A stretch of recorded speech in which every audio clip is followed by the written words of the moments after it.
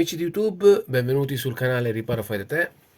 Come sempre, prima di iniziare la nostra riparazione o realizzare il nostro progetto, vi ricordo di iscrivervi al canale, di lasciare un like e di attivare la campanellina. Oggi sul banco abbiamo un decoder marchio IZAP, un decoder digitale terrestre, modello T366 White. È un decoder di ultima generazione, di media fascia. È un decoder che costa all'incirca intorno ai 30 euro e vi permette di vedere i canali col nuovo standard T2 HVC 265. Il difetto di questo decoder è che non si accende. Si può collegare tranquillamente con un cavo HDMI o se avete un vecchio CRT potete collegarlo direttamente con la presa SCART. La LAN posta qui dietro il nostro decoder serve per aggiornamenti, ma non è un decoder smart, quindi non va su internet.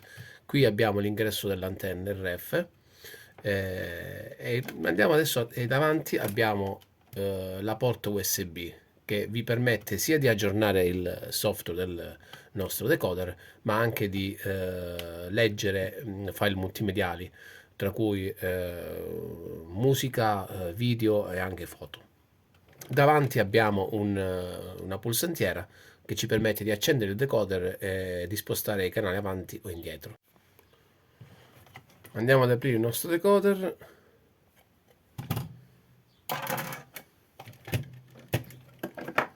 Stacchiamo l'alimentazione. Ok, allora dobbiamo rimuovere la nostra piastra, la piastra dal decoder. Allora, ci sono dei piccoli ganci posizionati qui, uno messo qui e l'altro posto dall'altra parte, che è questo qui.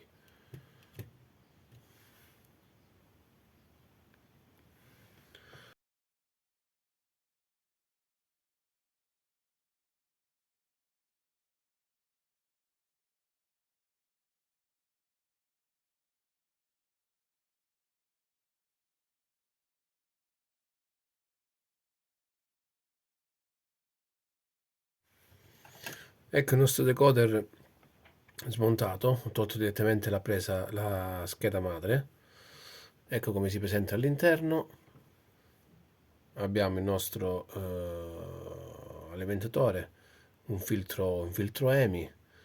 eh, Qui abbiamo l'ingresso della corrente della 220 e qui c'è il processore. Infatti noto che c'è un leggero riscaldamento del processore, infatti è un po' annerito qui sotto, e noto che c'è un condensatore gonfio, non so se riuscite a vedere, eccolo qui. La causa della non accensione potrebbe essere dovuto a questo condensatore. Facciamo un attimo un controllo preliminare sul fusibile, vediamo un attimino. Il fusibile è questo qui. Allora, vediamo un attimino.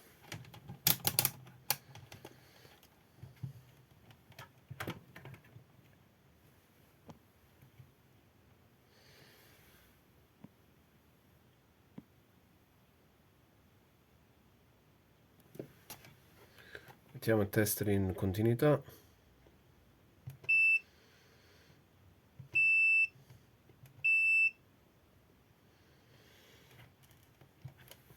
Andiamo a misurare il fusibile, questo qui.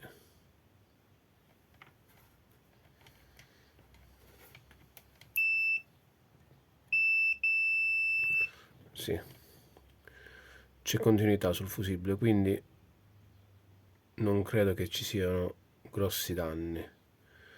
Credo che il problema sia solo legato a questo condensatore qui vediamo un attimino da quant'è, da 1000 microfarad 16 volts.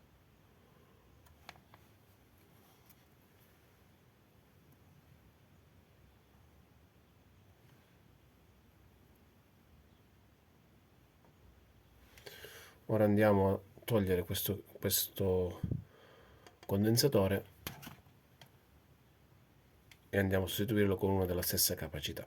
Ricordatevi sempre se sostituite i condensatori, fatelo sempre che siano o di pari valore o superiore, ma non di molto. Non deve essere mai inferiore, perché rischiate poi sia di fare scoppiare il condensatore al 100% e in più di rovinare tutto il circuito.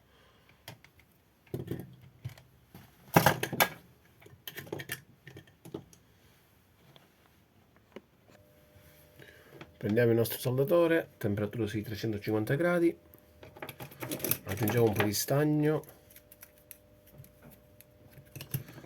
per togliere il condensatore. Allora,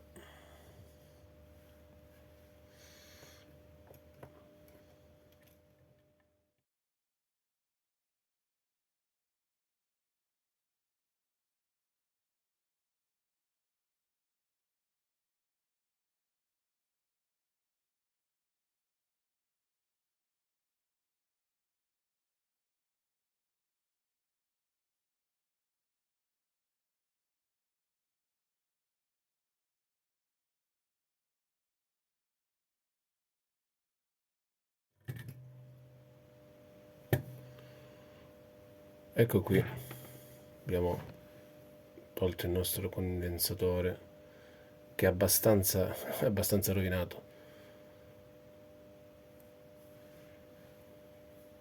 Il problema di questi decoder è che stanno sempre sotto tensione, anche se vengono spenti, vengono lasciati in stand-by e quindi chi ne risente di più sono proprio questi condensatori. Ora andiamo a sostituirlo con uno di pari valore e andiamo a ripristinare il nostro decoder. Ecco il nostro nuovo condensatore. Mi raccomando la polarità, dove c'è questa linea tratteggiata, eccola qui, dove c'è la linea tratteggiata significa che è il negativo del nostro condensatore. Infatti qui sul condensatore è segnato la negatività. Amici di YouTube, abbiamo sostituito il nostro condensatore da 1000 microfarad 16 volt. Vi ricordo, quando andate a sostituire i condensatori, sostituiteli o con lo stesso voltaggio oppure con un voltaggio leggermente superiore, mai un voltaggio inferiore. Ora andiamo a richiudere il nostro decoder nel suo contenitore e andiamo a provare per verificare se il decoder si accende. Allora amici, andiamo a testare il nostro decoder, colleghiamo il cavo di alimentazione, vediamo se abbiamo un riscontro dal nostro decoder. Perfetto, accensione,